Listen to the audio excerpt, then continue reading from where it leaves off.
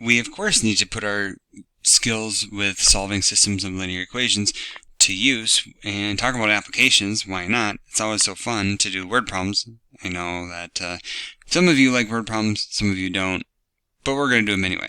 Okay, so the question is, how many ounces of these different acid solutions do we need to mix together to produce 15 ounces of a 30% solution? Well, we don't have a 30% solution given to us, so we have to make it. That's why this whole problem exists. Okay, so the mathematics here is that I need to know some number of ounces of each. So that to me signals a variable. So I'm going to say x is the ounces of the 20% solution. Okay, and then similarly, y is going to be the number of ounces of the 35% solution. Okay, always define your variables, just so that if other people are reading your solution, like me, on a quiz, test, exam, paper, etc., I know, they know what you're talking about, what these things represent. Okay, so now what I know is that I need 15 total ounces. So if x and y are the ounces of each, I know that I have an equation where x plus y is equal to 15. Okay. Additionally, I want a 30% mixture. So if x is the number of ounces of the 20%, right, like 20% of the number of ounces I have would be acid, right?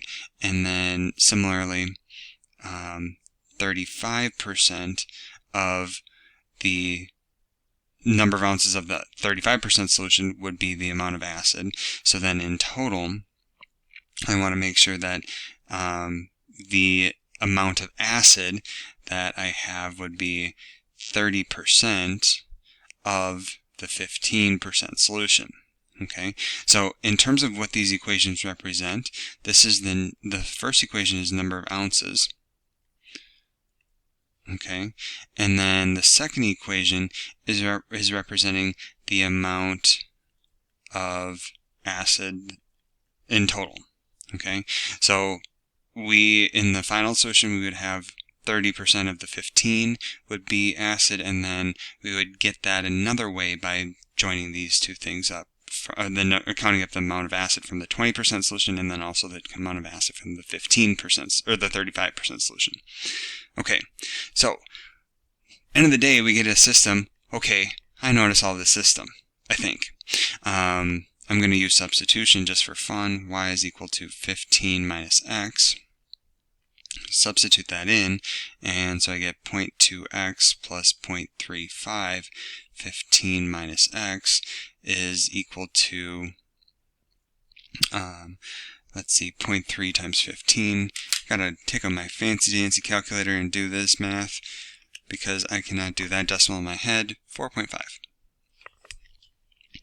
Okie dokie. So then, if I go ahead and simplify here, 0.2x plus, and then distribute the 0.35 to both pieces, I get 5.25 minus 0.35x is equal to 4.5. Okay, isolating, minus 0.15x is equal to 0.75 negative, 0.75, and then x is equal to 5, I believe. Yep, x is equal to 5 ounces, okay?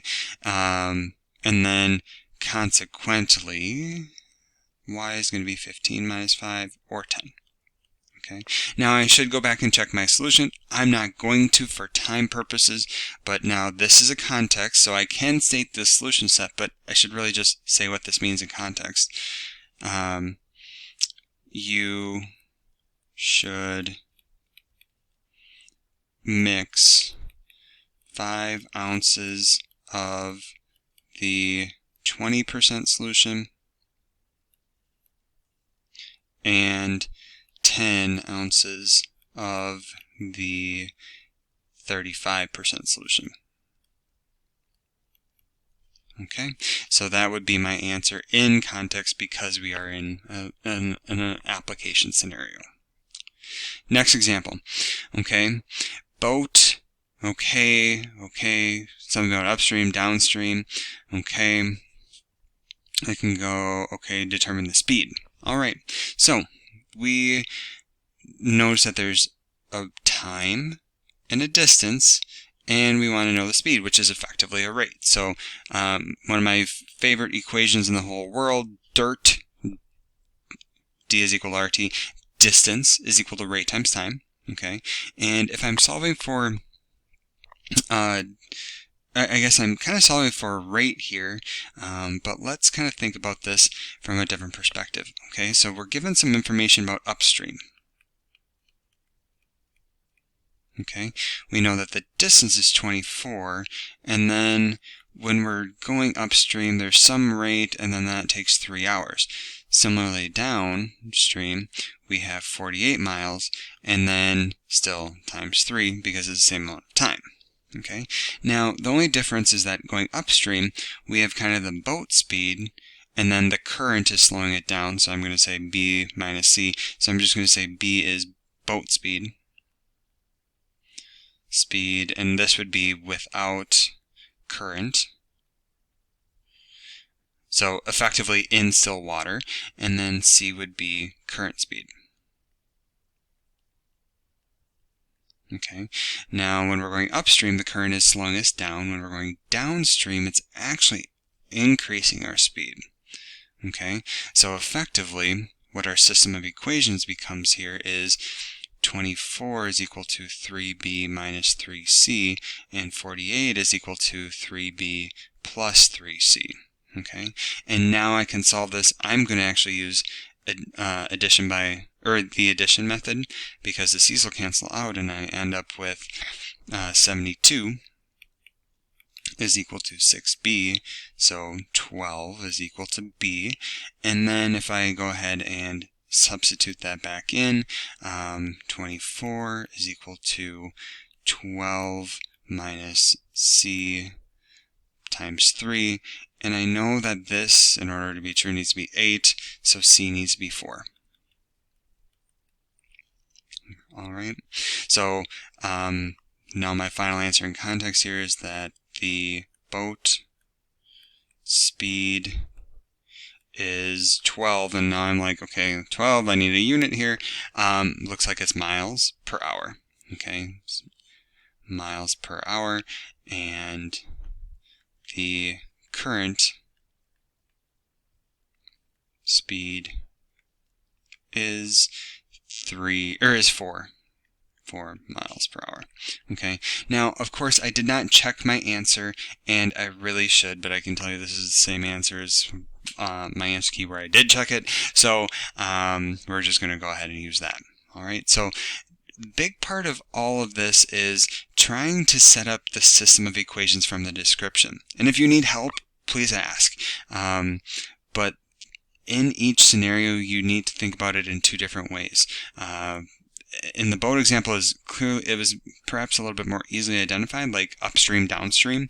In the mixing problem, those things, it's usually one equation is like talking about the total amount of liquid, and then the other one is talking about the total amount of the solute.